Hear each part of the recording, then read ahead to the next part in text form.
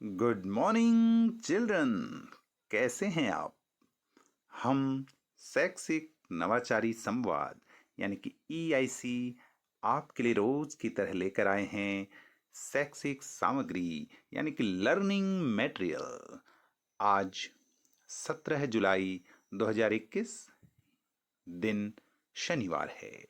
सर्वप्रथम हम पठन पाठन से पहले रोज की तरह आनंदम के तहत माइंडफुल लिसनिंग पर ध्यान देंगे, अर्थात ध्यान देकर सुनने की प्रक्रिया। बच्चों, आपको पता है कि आनंदम के तहत हर सप्ताह अलग अलग अभ्यास किए जाते हैं। पहले सप्ताह जुलाई के माइंडफुल ब्रीदिंग थी। इस सप्ताह माइंडफुल लिसनिंग चल रही है और इसका आज आखिरी दिन है। तो जल्दी इसको दोहराते हैं कि आपको कैसे क्या करना है। प्यारे बच्चों, सबसे पहले आप आरामदायक स्थिति में बैठ जाएंगे। अपनी आंखें बंद भी कर सकते हैं। अब अपनी आती और जाती सांसों पर ध्यान देंगे। यदि ध्यान भटक रहा है तो पुनः अपनी सांसों पर ध्यान देते हुए 1 मिनट तक यही प्रक्रिया करेंगे। अब आप अपने आसपास आने वाली विभिन्न आवाज़ों को ध्यान पूर्वक सुनेंगे। ये आवाज़ें पंखे की, किसी के बात करने की, किसी के हंसने की, चिड़िया के चहचहाने की, गाड़ी चलने की और भी हो सकती हैं। अब आप आंखें बंद करके ध्यान से आवाज़ों को सुनेंगे। यदि ध्यान भटक रहा है तो पुनः ध्यान से आवाज़ों को सुनने का प्रयास करेंगे। आधे मिनट यानी कि 30 सेकंड तक यही प्रक्रिया करते रहेंगे। अब जब भी आप सहज महसूस करें अपनी आंखें खोल सकते हैं। अब इस पर गतिविधि के लिए कुछ प्रश्न दिए गए हैं, उनका उत्तर आपको देना है। आपने कौन कौन सी आवाज़ें सुनी? क्या आपने चिड़िया के चहचहाने की आवाज़ सुनी? आवाज़ें दूर से आ रही थीं या पास से? आवाज़ें मधुर थीं या कर्कश? आवाज़ें किस ओर से आ रही थीं? आवाज़ें देर से आ रही थीं या जल्दी जल्दी से? आपको एक समय में एक ही आवाज़ सुनाई दे रही थी या एक से ज़्यादा? पूरी गतिविधि के दौरान कौन सी आवाज़ शुरू से अंत तक सुनाई देती रही? तो इन प्रश्नों के उत्तर आपको देने हैं। तो ठीक है बच्चों, ये था आनंदम के तहत माइंडफुल लिसनिंग।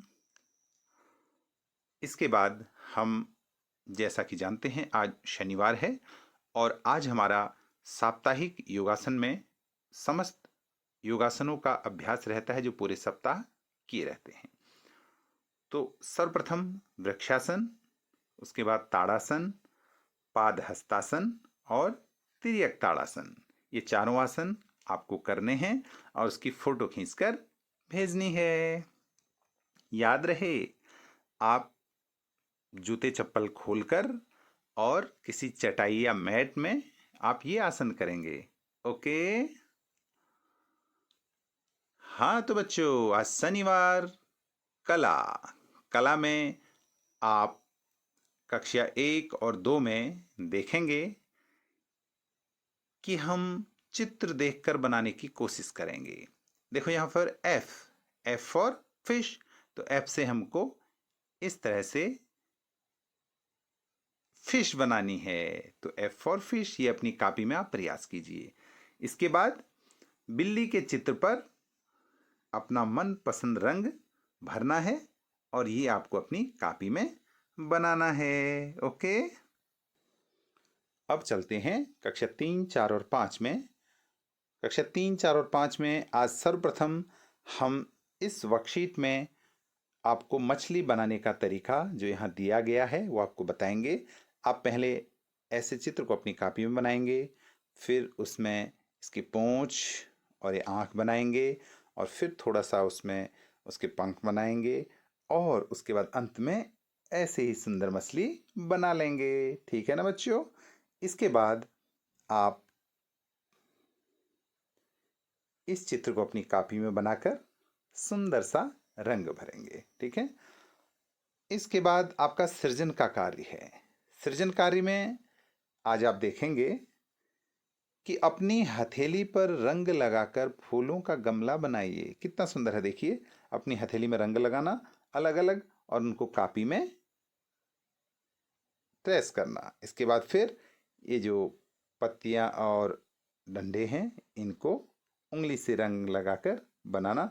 देखना कितना सुंदर गमला बनता है। ठीक है, और इसके बाद जो मज़ेदार गतिविधि है आपके लिए वो और भी सुंदर। अपने घर के आसपास के कुछ रंगीन पत्ते इकट्ठे कीजिए और फिर ऐसे चित्र बनाइए। देखो, ये पत्तियां अलग अलग प्रकार की रंगों की पत्तियां हैं और इकट्ठा करके फूल का जैसा उनका आकार दिया है और बीच में हरा। और आप भी ऐसे ही सुंदर सा फूल पत्तियों से बनाइएगा। ओके, अब चलते हैं कक्षा 6, 7 और 8 में कला विषय में। प्रथम चित्र में आपने देखा है कि यहाँ पर बहुत ही सुंदर एक तस्वीर, सीनरी बनी हुई है। ऐसा ही चित्र आपको अपनी कॉपी में बनाना है। ठीक है, इसके बाद आपको सृजन कार्य दिया है।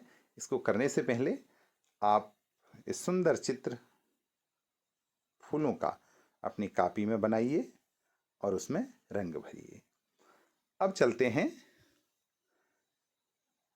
सृजन कार्य पर।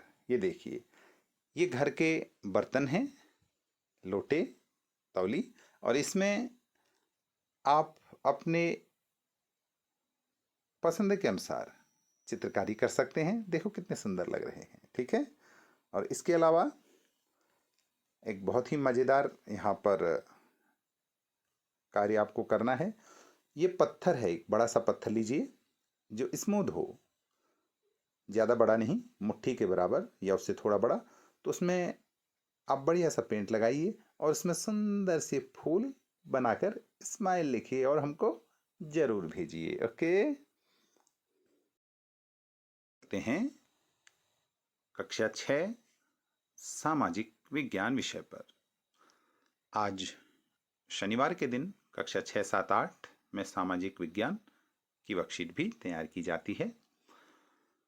तो कक्षा 6 में हम पाठ 1 सौरमंडल में पृथ्वी, तो हम इसमें समझेंगे कि सौरमंडल क्या है और पृथ्वी क्या है। बच्चों, आपने आसमान में सूर्य, चंद्रमा तथा असंख्य तारों को चमकते हुए अवश्य देखा होगा। ये सभी खगोलीय पिंड कहलाते हैं। जिन खगोलीय पिंडों के पास अपना प्रकाश और ऊष्मा होती है उन्हें तारे कहते हैं। जैसे सूर्य भी एक तारा है। कुछ खगोलीय पिंडों में अपना प्रकाश एवं ऊष्मा नहीं होती है और वे सूर्य से ही प्रकाश व ऊष्मा लेते हैं। साथ ही सूर्य के चारों ओर एक बड़े से वृत्त में चक्कर लगाते हैं। ये ग्रह कहलाते हैं। हमारी पृथ्वी भी एक ग्रह है। सूर्य से दूरी के अनुसार बुध, शुक्र, पृथ्वी, मंगल, बृहस्पति, शनि, यूरेनस व नेपच्यून सहित कुल 8 ग्रह हैं। अब उपग्रह किसे कहते हैं? ग्रहों के चारों ओर चक्कर लगाने वाले खगोलीय पिंडों को उपग्रह कहते हैं। ये प्रकाश व ऊष्मा सूर्य से ही प्राप्त करते हैं। जैसे हमारी पृथ्वी का उपग्रह चंद्रमा है। अब सौरमंडल किसे कहते हैं? देखो, 8 ग्रह, उपग्रह तथा कुछ खगोलीय पिंड मिलकर ही सौरमंडल या सौर परिवार बनाते हैं। पृथ्वी अर्थात हमारी धरती, जिसको हम धरती माँ भी कहते हैं, हमें मालूम है कि हम जिस ग्रह में रहते हैं वह है पृथ्वी। पृथ्वी ही एक ऐसा ग्रह है जिसमें जीव जंतुओं के जीवित रहने के लिए पर्याप्त हवा, पानी, मिट्टी व अनुकूल वातावरण है। इसका लगभग 71% भाग पानी से ही ढका है, जिस कारण इसे नीला ग्रह भी कहते हैं। ओके, तो यहाँ इससे संबंधित प्रश्न दिए गए हैं।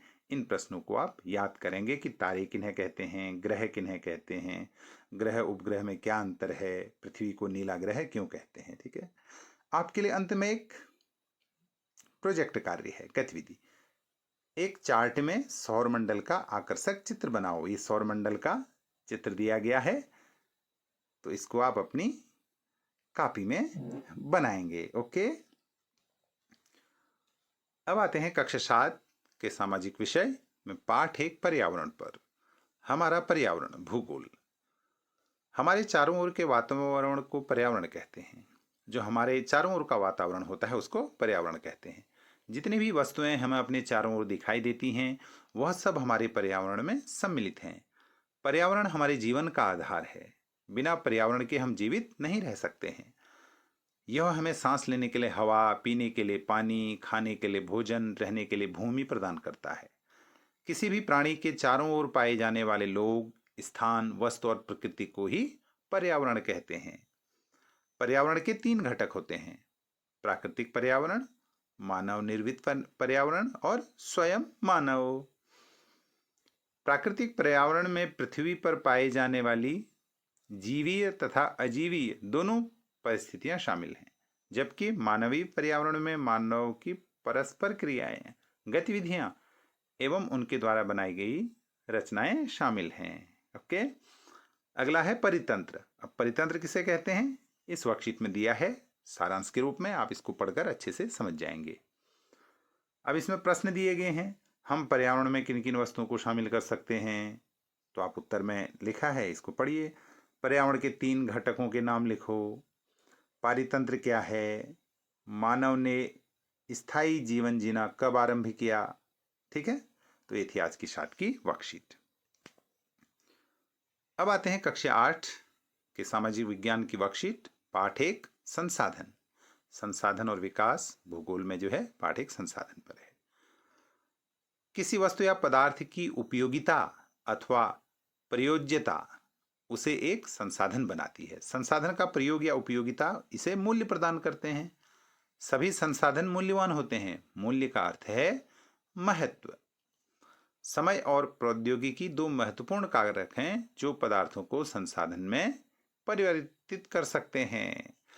सामान्यतः संसाधनों को प्राकृतिक और मानव निर्मित 2 वर्गों में वर्गीकृत किया गया है। जो संसाधन प्रकृति से प्राप्त होते हैं और अधिक संशोधन किए बिना उपयोग में लाए जाते हैं उन्हें प्राकृतिक संसाधन कहते हैं, जैसे पानी, नदी, झीलों का जल, मृदा, खनिज। ठीक है ना। प्राकृतिक संसाधनों को विस्तृत रूप से नवीनीकरण और अनवीनीकरण संसाधनों में विभाजित किया जा सकता है।